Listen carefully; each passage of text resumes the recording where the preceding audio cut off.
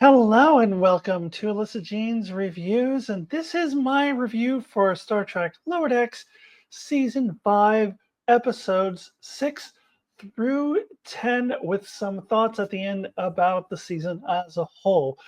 I am Provisional First Officer Alyssa, a title I share with my sibling, a Provisional First Officer Mark. We have to kind of fight it out to see who's the better First Officer, and if you don't get that joke, you should not be watching this video, because it is a reference to the season/series series finale. Oh my god. I was bawling during that finale because I can't believe this is the end.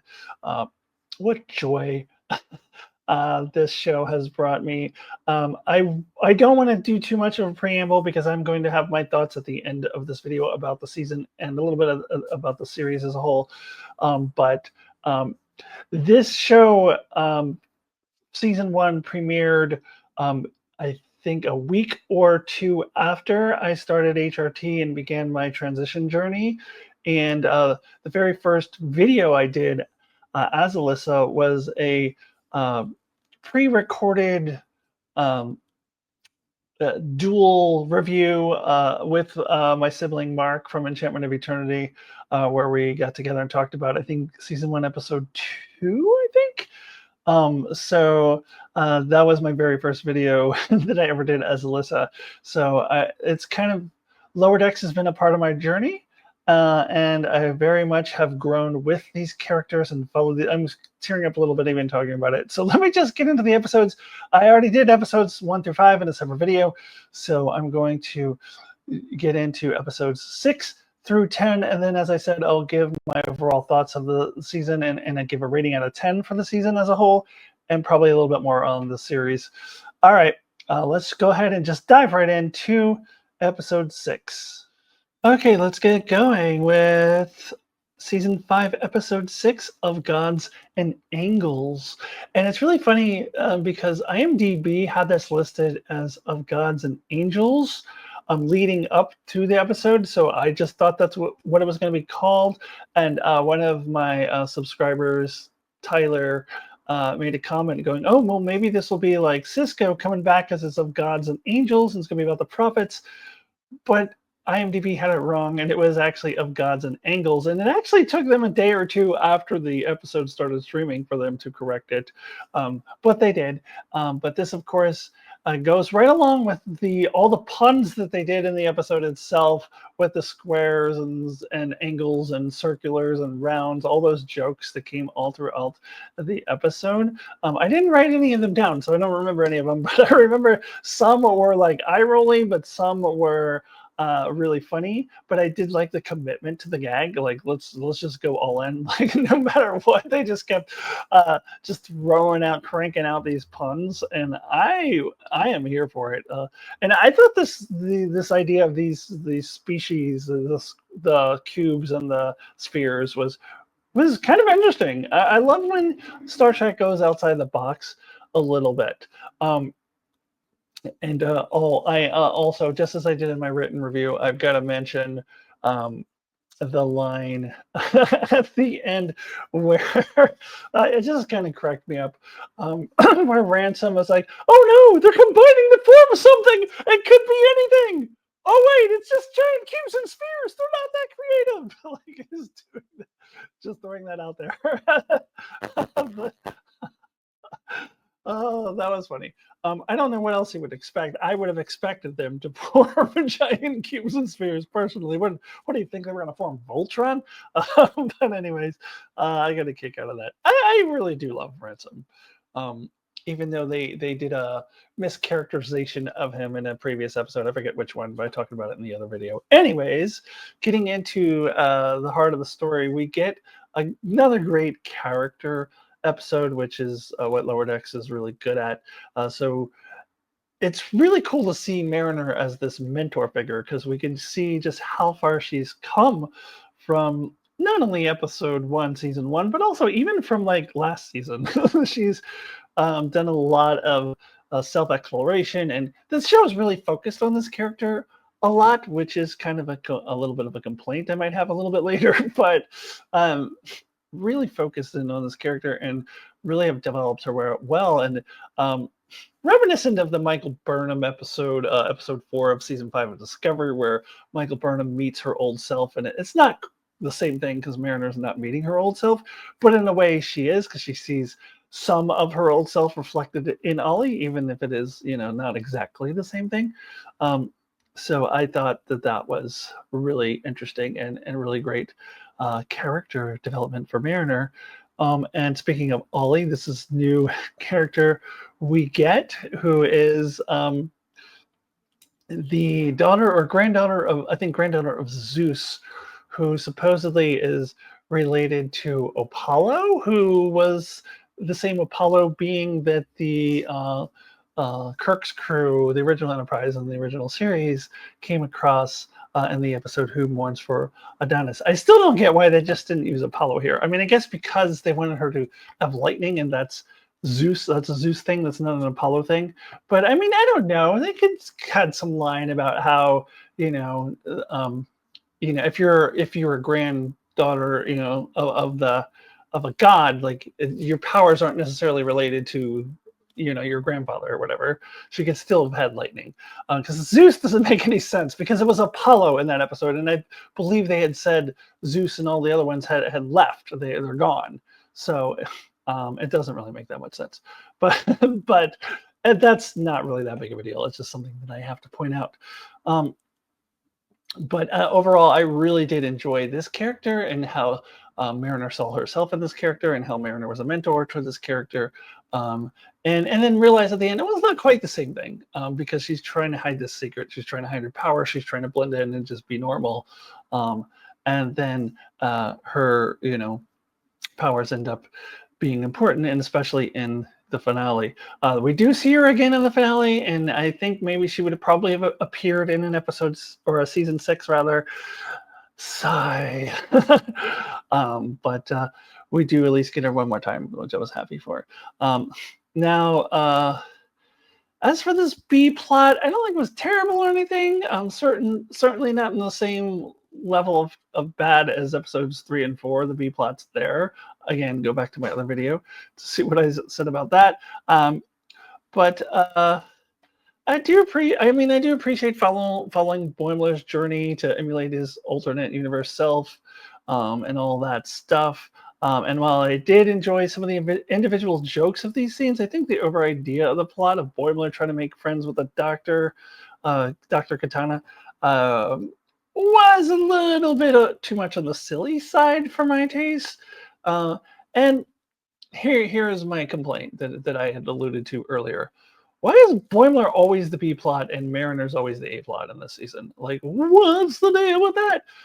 And Rutherford, if he's lucky, gets a C plot. Rutherford was really shortchanged in this season, and I will get more into that as we get further on into this video. And Tendi, after returning from the Orions and all that, she does get an episode a little bit later that focuses on her, but up to this point, like, it's Mariner, Mariner, Mariner, Mariner, Mariner, Mariner. I mean, it's not quite to the point of what Voyager did with the Doctor in the 7 and 9 show, but I wish they had balanced.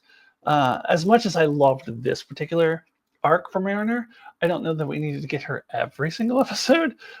But so anyway, I do love this episode. And after my initial viewing of it, to give my rating out of 10 now, I was kind of bouncing between a 7.5 and an 8.5. And usually when that kind of thing happens, I split the difference. And so logically, I should go with an 8.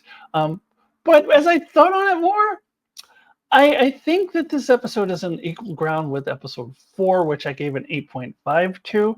So if I'm going to give that an 8.5, I think this is about on the same level of my rating out of 10 for season 5, episode 6 of Gods and Angles is an 8.5. All right, let us go ahead and move on to episode 7. All right, let's move into season 5, episode 7, Fully Dilated. So this, up to this point in the season, was easily my favorite of the season uh, thus far, and I I'm so glad we finally do get a Tendi episode, because in the previous episode, at that point, I was just like, as I just said, Mariner, Mariner, Mariner. And we get not only a Tendi episode, but a Tendi episode that is not focused on her pirate identity and her relationship to the Orions and all that stuff. I think that although in earlier seasons I loved that storyline, I think that it kind of got overdone just a touch, and like I'm over it. And another underrated attribute of this character that hadn't been talked about in a while, that we got the reveal, I believe it was in season three's Counterpoint 2 episode, that she does have ambition to rise in the ranks and be a commander of some sort, be a captain perhaps someday. And the chief science officer is or can be a way to get there. As you know, Mr. Spock was science officer and first officer. So just becoming chief science officer is a way to get there. But not only that, that Tindy is really excited about science. So she's a science nerd and something she's really passionate about. So I love that they were exploring that and then putting her head to head with T'Lyn. I love this dynamic. I think her and T'Lyn have always had this interesting dynamic, because T'Lyn, especially when she first came on the ship, and Tindy was like, "Oh, we're gonna be best of friends," blah, blah, blah. And T'Lyn is like, "Whoa!" T'Lyn was very Vulcan about it, and Tindy was completely overly emotional. Um, so I love that we were exploring their friendship in this episode, and it turns out. In the end, that while Tendi was being super competitive and viewed everything that T'Lyn did was trying to one up her, and T'Lyn's point of view, it was like she was just trying to actually reach out and be friends with her. I mean, it's hard to tell because she's a Vulcan, so I can see how Tendi didn't quite get that. But I found that very interesting, and we'll get to a scene in the finale with the two of these characters that I really loved, but that's for a different episode. But I really enjoyed exploring this dynamic and exploring Tindy's character in this way, and finally giving the Mariner thing a bit of a rest. Thank God. Now, this episode also like really does a great job of doing parodies of tropes and making a lot of obscure references. And Mariner does feature a lot in this episode, but she's not the A plot. She's the comic relief plot, which typically is delegated to Boimler, and this time she gets to be the comic relief plot, and I did enjoy that. How she was she was trying to be like Picard of the Inner Light. She's like, well, if we're gonna be here for a while, I've got to make friends and I gotta have a life here. And I absolutely love that. Then other references we get, of course, the most obvious one is to the Voyager episode Blink of an Eye, which is one of my favorite episodes of all time. I believe it was number 13, I think, in my top 100 of all Star Trek. So that's pretty good. They made another nice reference to Carbon Creek situations. I mean, that's one of those things. Like, how would she know that? Like, but it's Lower Decks. But I actually really love those kind of references where they like drop episode title names that they should not know. I actually really adore that. So, of course, we get a reference to Time's Arrow. Oh, and by the way, Data, the purple Data. I love the purple Data. I know we got Brent Spiner already in Picard, but I love this particular version of Data, and how he had that line about the purple, where he's like, "Well, what other color would the Enterprise be?" So, and purple's one of my favorite colors. So I almost wore purple tonight, but I didn't. But I love that. Excuse me. Um, Maybe not as flashy and sexy of a cameo as we get later in the season, since we have gotten Brent Spiner before. But I just love how he interacts with Tendi, how he fits into the plot, and this particular version, the purple data, I thought was brilliant. Um, so my rating out of 10 for season 5, episode 7, Fully Dilated, is a 9. As I said, it was the best episode of the season to this point. And I talked in my first video about the mediocrity of it all, how it was just slightly above average. Well, then we get into the second half of the season. We start out with an 8.5, and then we get into a 9. So doing good so far, doing better in the second half of the season thus far than we did in the first half. Now let us go ahead and see how episode 8 fits into that. Let's talk about episode 8. All right, now we are into season 5, episode 8, Upper Decks. So this is another episode title that I saw on IMDb in advance. This time the episode title was correct. It was Upper Decks. And as soon as I saw that, I knew immediately that obviously this is going to be the Lower Decks, the show, their take on the Lower Decks episode from the Next Generation, and kind of flip it on its head and have the Upper Decks. That seemed like pretty clear to me, and of course that's what it was.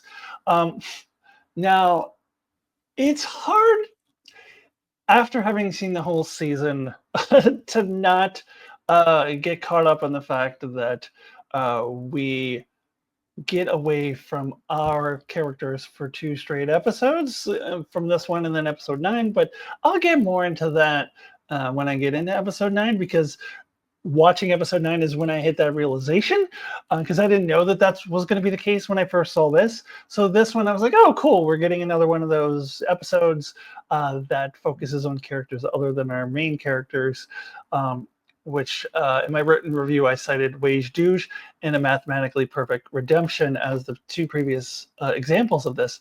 And by my money, Wage Douche was excellent, one of the better episodes of the series, and A Mathematically Perfect Redemption I listed as not only my least favorite episode of Lower Decks, but of Modern Trek. I hated that episode with a passion, most obnoxious character ever. So this one to me, upon first viewing, is kind of in the middle of those. I'm probably leaning more towards Wage Douche, but not anywhere near as good as that. And so try not to get too caught up on the fact that they do get away from our characters 2 episodes in a row, including this one and the next one. Just focusing in on this particular episode, and when I thought of it when I first watched it, I did really enjoy the framing where they were just like, wink, wink, nudge, nudge. We're usually the stars of the show. I mean, they were laying on thick, but I think that works for Lower Decks. And then we go over to the conference room scene, which we never get in Lower Decks. And then this is like a staple of the Next Generation and of Voyager. And Deep Space Nine, I don't think they really did conference room scenes as much, but definitely Next Generation Voyager did those conference room scenes. I definitely associate it with TNG. And it was really interesting getting to see that in Lower Decks. And then we're having, of course, the setup for each individual character's storyline.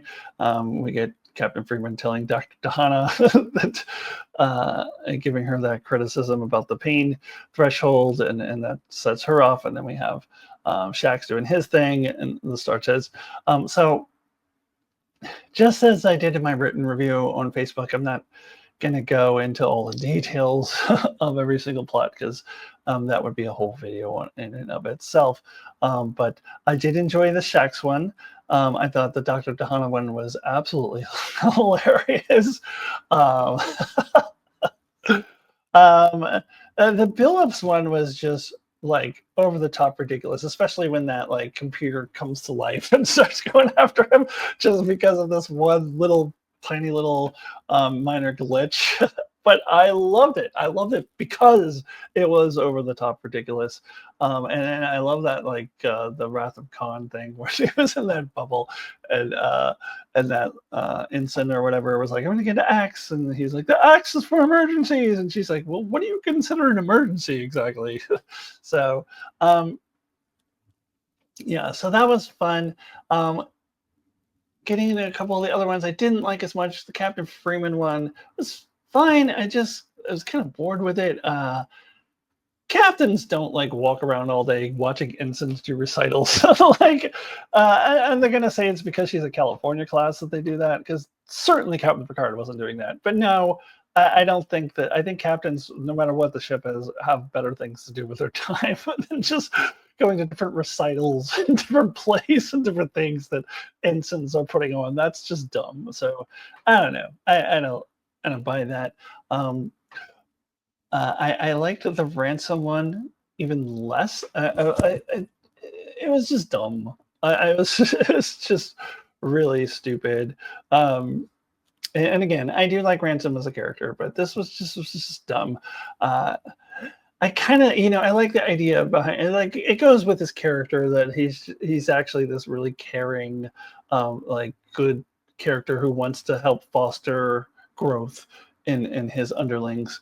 This is consistent with his character, but I think where what crosses the line for me is that he was pretending to sleep that whole time while they're fighting the villains who came on there. Yeah, what were they called again? Let me see if I wrote it down somewhere. Um, the clickers or whatever they were called. I don't know. Uh, yeah, like while the ensigns or he's leaving the ensigns to fight off these aliens, and they could have died. Like he should have been fucking getting off his ass and helping them, but he was so committed to his gag that he pretended to sleep through that whole thing. What if they died? What if one of them was killed because he was pretending to sleep? That would have been terrible. This is quite irresponsible of him. So no, I didn't like that. I thought that was taking it a bit too far. So I wasn't a huge fan of this. And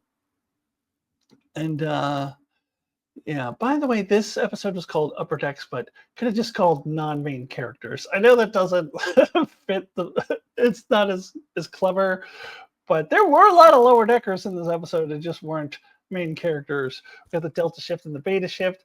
Ensign Barnes. I forgot to mention that how Barnes like evolved and devolved at the same time. That was funny. I liked that reference.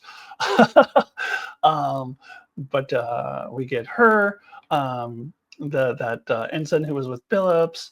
There was that weird dude doing the poetry recital, and that nurse with the Dr. Tahana.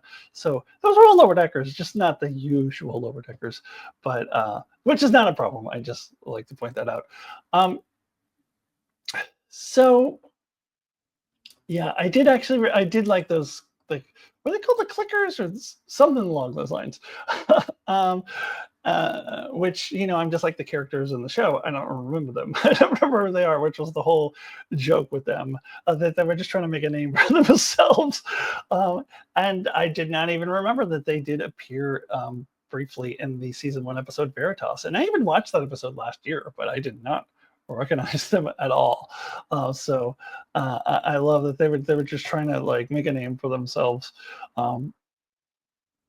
And Yeah, I loved the way that they were defeated, like by killing them with compliments.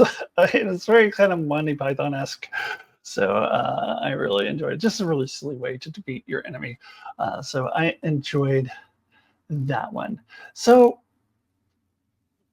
for my rating out of 10, I am going to lower this from my original rating that I gave in my written review. In my written review, I gave this an 8 out of 10. But now that we're fitting this into the whole season, I'm really annoyed that this episode exists, or that it exists in this particular part of the season.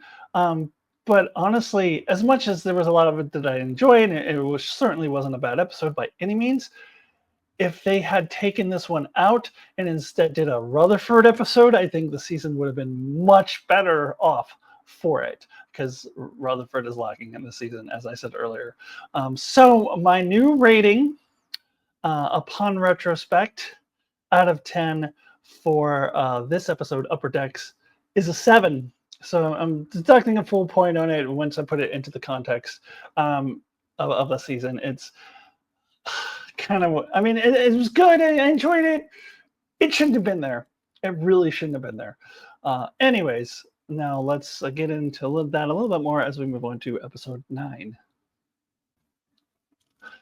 All right, now we get into season 5, episode 9, Fisher Quest. Another one that I saw the title of it in advance, and one that I was really excited about, and just based off the title, and I knew it would be the Harry Kim episode, which we saw in the trailer, but I had no idea what we would get as far as cameos. Amazing, wonderful cameos. And I will get into that. I will get into the Love Fest and the Geek Fest and all of that stuff. But I have to start off by continuing the conversation that I'd started with the previous episode. This is the final season. We have 2 consecutive episodes where we do not see our main characters at all. And I don't count William Boimler. I don't count alternate universe Mariner, because we are not continuing forward with plot development, character development for those particular characters. These are completely different characters. I'm glad that Jack Quaid and Tawny Newsome get work in this episode, but it's not our characters. So it's 2 episodes in a row right at the end of the final season where we don't get our characters, and that is a huge problem.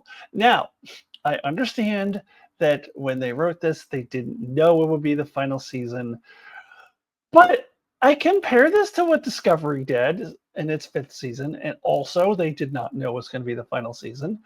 But there were oftentimes in my written reviews for Discovery where I was like, are we sure they didn't know it was the final season? Because they really did a lot of final season stuff in the earlier episodes, like tying things back to earlier seasons. And they make sure that they spent time with most of the characters. Maybe Saru got a little shortchanged, to be honest, but for the most part, like really doing a great job tying things together for the series, even though they didn't know it was going to be the final season. Maybe this is unfair. This might be unfair, but I do feel like Mike McMahon and the creative forces behind Lower Decks should have at least had it in the back of their mind that it was possible that they would be canceled, because Discovery got canceled after its 5th season. They would hope that that wouldn't be the case, and they would hope that they would continue forward for a 6th season. But at least, in the back of their mind, like, just in case, maybe we shouldn't have 2 episodes without our main characters right at the end in case this is the last season, because that would suck. Or let's not completely neglect Rutherford for the whole season, because what would happen if this was the final season and we completely neglected Rutherford? That would suck. So let's treat this as if there's the possibility that this could be the final season by making sure we're paying service to our characters all throughout the season, all of our characters, not insofar as like, let's write a season that is going to wrap things up. Like, of course they shouldn't have done that, but at least pay service to the characters. So now I end up feeling a little empty inside, and that sucks. But again, I really put this more on the previous episode than this one, because this one was a joy. It was so wonderful to watch this episode. The little fangirl in me was going, just going, wow. So many good things, and also a really important thing for us in LGBTQ land here with the Garrick and Bashir, which I'll get into that. But yeah, I just I loved this episode, but so I wish that other episode, the previous one, just, I mean, I could do without it entirely, honestly. But if they must do it like earlier in the season, I still think that episode should have been replaced with a Rutherford-centric episode, maybe starting to build up that storyline that comes out of nowhere in the finale, which I'll get to when I get to the finale. Anyways, let me get into the great stuff about this episode. So obviously, Bashir and Garrick to finally see that paid off was just made my little heart sing. just oh, uh, not exactly sure why Bashir had to be a hologram, other than it becomes very plot convenient later. It's a plot.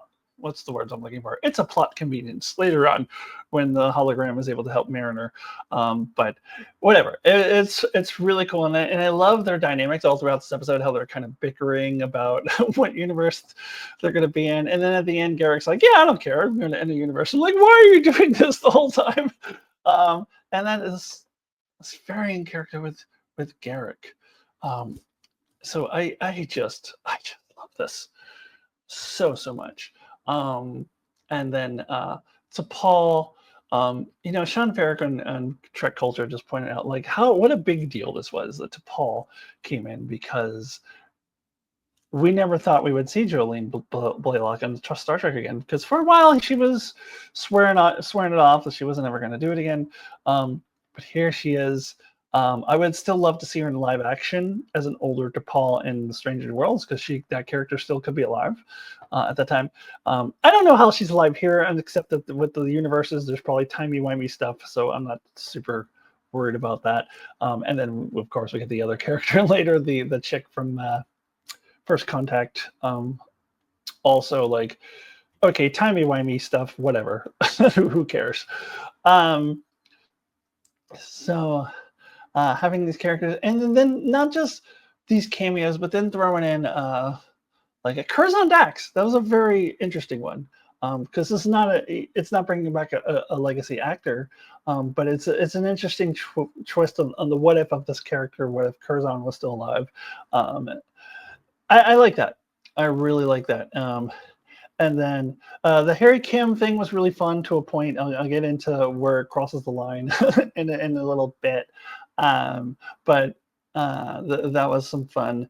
And I want to talk about William Boimler, because that's not a cameo, but this is a character that I've been calling for. Like, I want to see William Boimler. They got to wrap up that storyline. I was saying that last season. And last season, I wanted him to be the one behind that whole plot and all that, or Section 31 to be behind it. But I actually like that they didn't make him evil. I love that. I love that they just make him a different version of Brad Boimler, because that's actually what he is. Like, he shouldn't be evil. Like, it wouldn't really make a lot of sense for him to be evil, but they certainly did imply that the last time we saw him back in season 3, when he goes off to Section 31. It really did seem like he was evil. And I thought that didn't make a ton of sense for him to be evil. So I love that we are seeing this different version of our Boimler. And even though it's not one of our characters, I do like the story arc, this journey that this character goes through, because we don't get to spend a lot of time with this character previous to this. Because this is the same Boimler. We know this character up through the end of season 1. And beginning part of season 2 of Lower Decks, because it's the same Boimler up to that point. And then he diverges off to a different path. So I really enjoyed spending time with this character, and I really enjoyed getting his storyline about just how he's like, parallel universes. And I love his line, a very meta line about how it's just all a remix of old stuff that is just definitely commentary on, I think, the MCU and the DCEU. Also, the Flash movie was absolutely horrible. So I love what they do with Boimler, and I thought it was really sweet when he sees the alternate universe Mariner and gives her a big hug, because this is a Boimler. Imagine if Boimler doesn't see Mariner after season 1. Like, that's what this is. So I thought that was very sweet, and I love the dynamics. And I love this alternate Mariner, how she doesn't take risks, and she's a little different from our Mariner, but in a lot of ways the same as our Mariner. So I enjoy that. I enjoy that. I did also enjoy that the little twist that the villains who were, supposedly, just disrupting the universes and causing all these fissures and all this stuff. We got the drop of the news earlier in the season that this was a man-made thing. Um, so it certainly seemed like they were going in the same direction as they went last year, where there's some evil, insidious villains behind the whole thing. And I love that it was just like kind of like an accident. It reminded me of Species 10C from Voyager, or not Voyager, Discovery, where they're like, oh, whoops, our bad. So I do love that. Here's my one complaint about this episode, other than the context and all that, which is really not this episode's fault. It's the last episode's fault.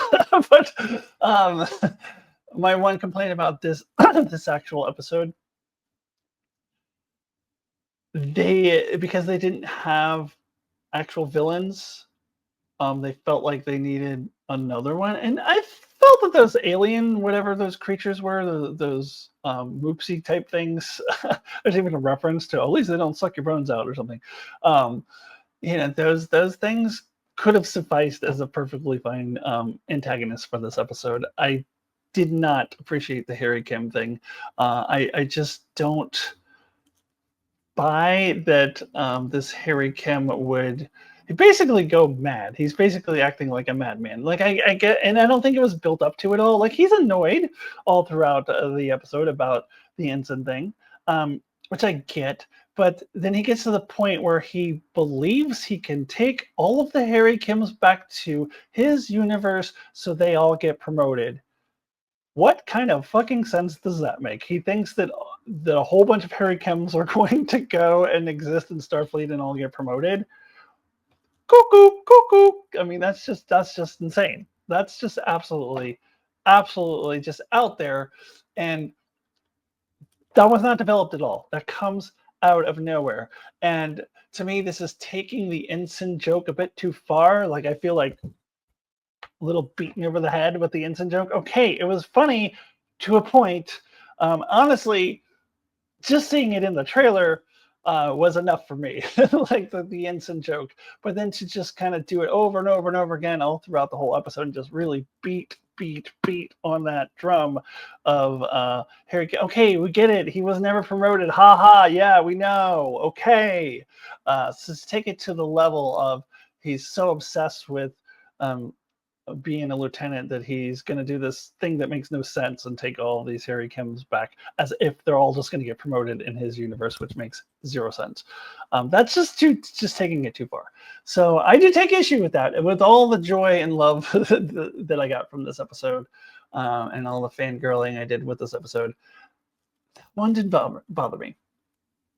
All right, so now I'm going to close out with my rating out of 10 for this episode before I move on to the finale. This one is the same, keeping it the same as I gave in my written review. My rating out of 10 for this episode is a 9. And my main reasons for that is this is the Harry Kim thing, but also what makes 10 out of 10 episodes for me in Lower Decks is really focusing in on our characters, and this episode doesn't do that. So it says all the best Lower Decks episodes have a great character story for one of our characters, and this one is lacking that. So I'm sorry to be a little bit of a curmudgeon, only giving this a 9, not a 10 like everyone else probably is. I know that Mark also gave it a 9, but yeah, I do have to deduct it slightly. So because the great episodes of Lower Decks have a great character story, and this one doesn't. So the cameos and the fangirling and the geeking can only take this episode so far. So that's why I'm giving it a 9 out of 10 rather than a 10 out of 10. All right, now moving on to the final episode of season 5 and the final episode, sadly, of the series. All right, let's wrap things up here. Well, not totally wrap things up because I'm going to do a full season review at the end, but wrap things up for the episode reviews at least with, sadly, the final episode of the season and the final episode of the series, season 5, episode 10, The New Next Generation. And now I did not do a written review on this because I knew I was releasing this video, so it seemed redundant to also do a written review. So this one I'm just going to be off the cuff. So I can view this in a couple of ways. As a season finale, as it was originally intended to just be a season finale, and then also as a series finale. And I think in both respects, it does an incredible job. There are a couple of ways in which it falters that I will talk about. But I think looking at it first as a season finale, this may be one of the best, if not the best, season finale. Just looking at purely as a season finale, um, it does the thing that the I don't know that every season finale has done, but at least the previous two, seasons 3 and 4, also did this, where they kind of tie in everything from the season that came before it. And this one does even a better job of that, and making sure that we pay service to all of the characters. We get Ollie back, we get Starbase 80 coming back, and of course we get the Klingons. What are the names? Ma'er and Muller or something. His brother, I don't know, whatever. uh, yeah. Those, yeah, I said their names completely wrong. I said the dude's name right when that episode came out, but now I'm just blanking on it. Whatever. The Klingons. I actually cheered when they showed up because, to me, they're part of this show. Because we first got the one guy back in season 2, Wage Douche, and then Talin was also in that episode, and she became a main character, and he's only had guest spots, and but to me, he's a part of this.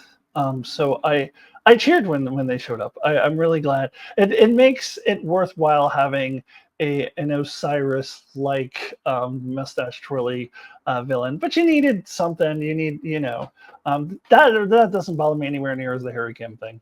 So yeah, I didn't mind the villain there. I was happy to see those characters come back in, and it does the same thing that all the season finales do, where the crew has to come together to fight against some, go against some adversity, and it's all about Cerritos strong and being together. And I think I dare say this may have done a better job even than previous series or seasons finales, rather. I think that's a reoccurring thing that we see, but I think that this one just really hit. Just regardless of whether it's a series finale or not.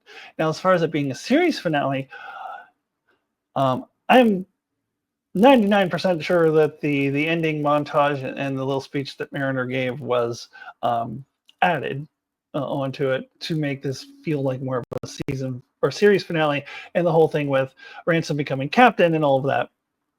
I don't know that we would have continued on to season 6 with that storyline, unless there was going to be one of those things that they immediately undo, which they often do in Lower Decks, which is also possible. They may have intended that originally, but I do get the sense that this was kind of added in to make this feel more like a series finale, and it was seamless. It just felt like it fit. It was better than what they did in Discovery. Although I did enjoy the end scene in Discovery that they used to wrap things up. I did like it, but it definitely felt like, here's where we added something on. Like, it was definitely like an add-on very clearly, and this kind of fits seamlessly into the episode, which I quite loved. And Mariner's speech, that's where I was bawling. I was just crying, where she's talking about basically the journey that they have all gone on and how they've gotten to this point, and just revisiting all the character stuff that has made this show so great. And just like, it made me cry that this is it. This is the end of it. And in one sense, this was a good ending for the show. It was a good wrap up. In another sense, I think fellow YouTuber Jesse Gender has a point. And what she said was, you can tell that this show had more to say. They had more stories to tell. That whole thing with the portal that goes into the other universes, that was meant to be a storyline that gets picked up on in season 6. So you could tell they had more story to tell, and that is sad. That is a little sad. But even with that, I do feel like they did a good job of kind of wrapping things up. The only thing that I'm left with is, so you're telling me like in Prodigy times and in Picard times, like Star Trek Picard times, there's just this portal to other universes just kind of hanging out there? Like, really? I feel like this needs to be followed up with somewhere in the Trek universe at some point. Like, that's just there. That's just like hanging out there. Um, yeah, it reminds me a bit of the Expanse when they had the gate, the or whatever. Seems kind of similar to that. But anyways, like, I feel like that should be followed up on in some somewhere. I'm still hoping that one day we get a long trek that's lower decks. Maybe we can follow up on that. But maybe it gets closed before Picard times. I don't know. But it's just like it's just out there. Yeah. So hopefully, it's in some project we get some wrap up on that, or at least continuation of that storyline. Now, to the character stuff. Um, as I said, the Rutherford I think was really shortchanged, and I feel like instead of Upper Decks, if we had an episode that really kind of set up his hatred for the Cerritos that he seems to have all of a sudden out of nowhere, I think that would have made this more of a payoff and felt more tangible and real. And whereas that is the weak part of the episode, is that it just feels like, where is this coming from? It just frustrates me that we got no Rutherford. He is relegated to a background character in this season, which was my complaint of the first couple seasons. And in season 3, we get the great episode of Reflections, one of my favorite episodes of the series, that focuses on Rutherford. And now they're back to what they did in seasons 1 and 2, where they're neglecting him even more so than they did in those seasons. They're just completely neglecting him. And that's frustrating to me, as this being the final season, to do that to one of our main characters. As much as Upper Decks was okay, I think, yeah, replace it with a Rutherford episode that sets up this, and then this is better.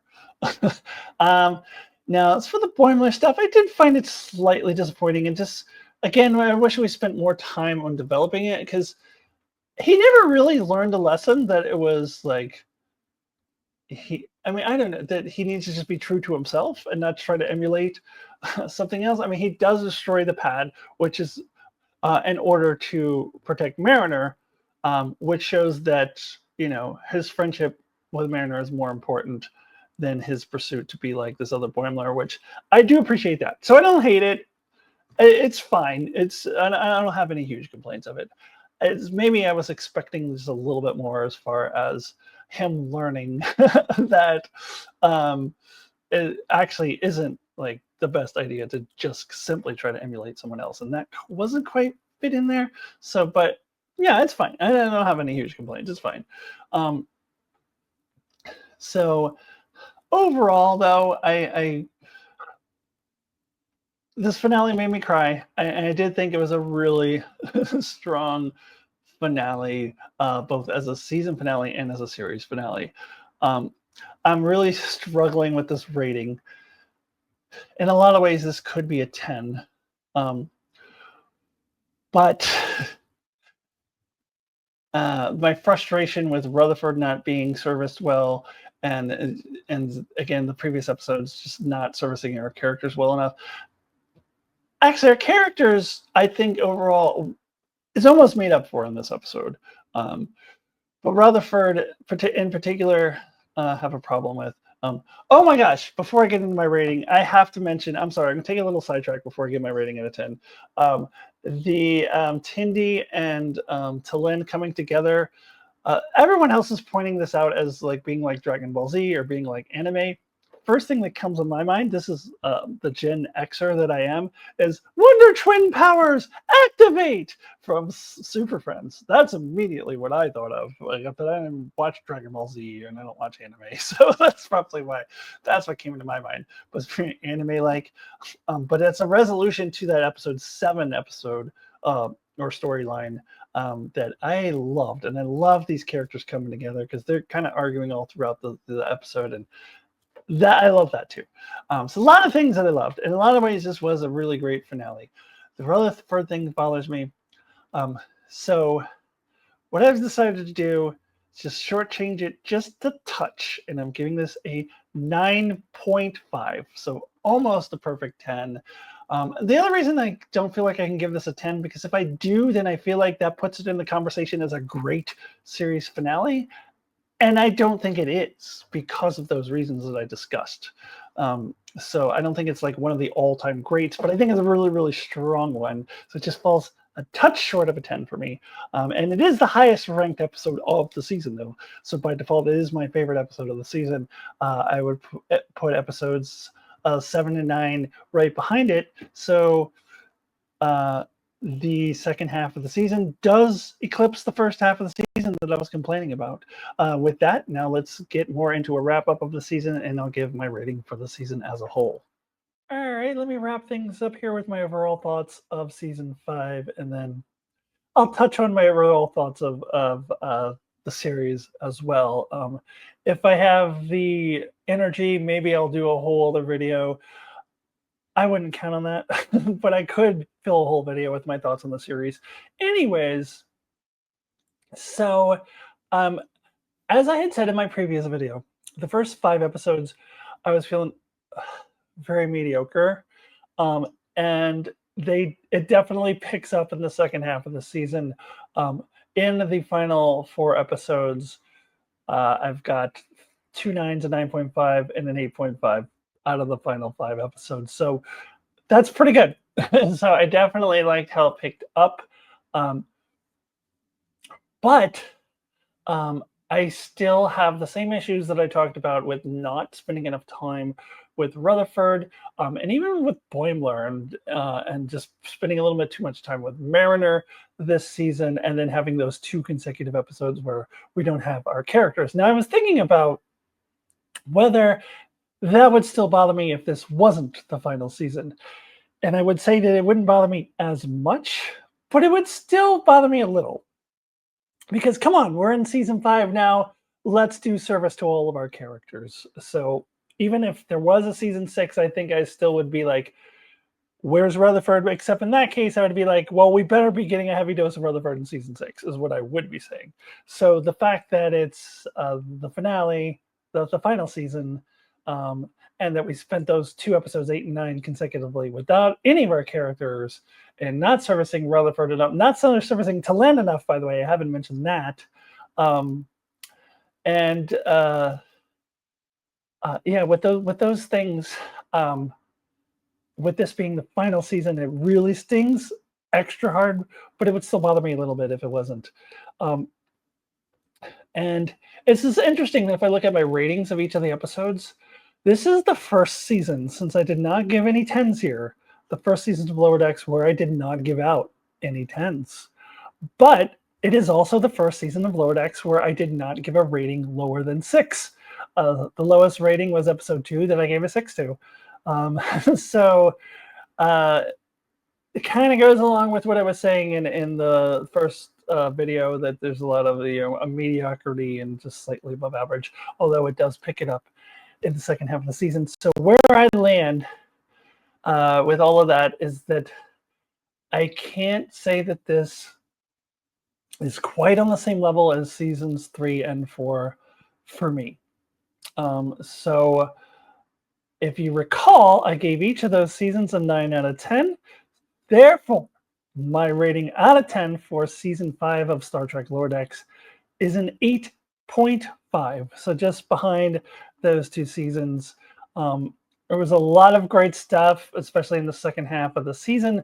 I think they did a really strong season finale, if that had just been the season finale, and also a really nice job of wrapping things up. but I still have those hanging issues that will probably always sit with me. But I hope that we are going to get a movie of some sort. I think we do need a continuation of this. I'm really hoping for a long trek. Now, as for just a little quick wrap up of the series, like very quickly, I talked already about how my journey kind of coincided with the journey of these characters and how like they've been there with me as I went through this journey. I am a lot different now than I was 4 years ago when Lower Decks started, and that's when I began my transition journey. And at the same time, these characters have traveled a long way. Even Rutherford, who they didn't give enough service to all throughout this series, but especially Mariner and Boimler and Tindy, um, really have come a long way. And Tillin, in a very short period of time, was able to come a long way. So just like my journey parallels their journeys. Um, and um, that's really what made this show. Then surprisingly to me, because I knew it was going to be a comedy, I knew they were going to parody Star Trek, and they did that. And I always praised the show when it did a really good job at the parodies. Of some of my favorite episodes and some of my favorite scenes are parodies of previous Star Trek episodes. And that part I was expecting, but the sweetness of this show, how sweet it is to be loved by you. That part of it was is what really makes the show uh, near and dear to my heart, and that is not what I was expecting from this show when it began 4 years ago. Um, I think in general, modern Trek is just sweeter than the previous Trek. Well, not Picard. Picard, ugh. But the other four shows, I think, just has this level of like sweetness between the characters that is just so adorable that I just love. But I do think of those other four shows, Lower Decks is the best at it. Um, so I will miss it. Hopefully, we do get to see it again in some form. Uh, Fingers crossed for the Lower Decks long track within the next couple of years or so. Kind of continue that story with the. I mean, there's just this portal open up to other universes that apparently exists in Picard times. So, like, come on, we got to do something with that. And I would love to see these characters again. So hopefully, we do in some form. Um, Lower Decks, I will miss you. I love you. And that does it for this video. I will be talking more about season 5 with my sibling Mark over on Enchantment of Eternity on Monday, December 23rd at 6 p.m. West Coast, 9 p.m. East Coast time, United States. See you all then. Thank you so much for watching, and I will see you really soon with my end of the year wrap-up videos. I have a couple of those coming up in the next week or two. So I will see you soon. Goodbye, everyone. Happy holidays and all that stuff. Goodbye.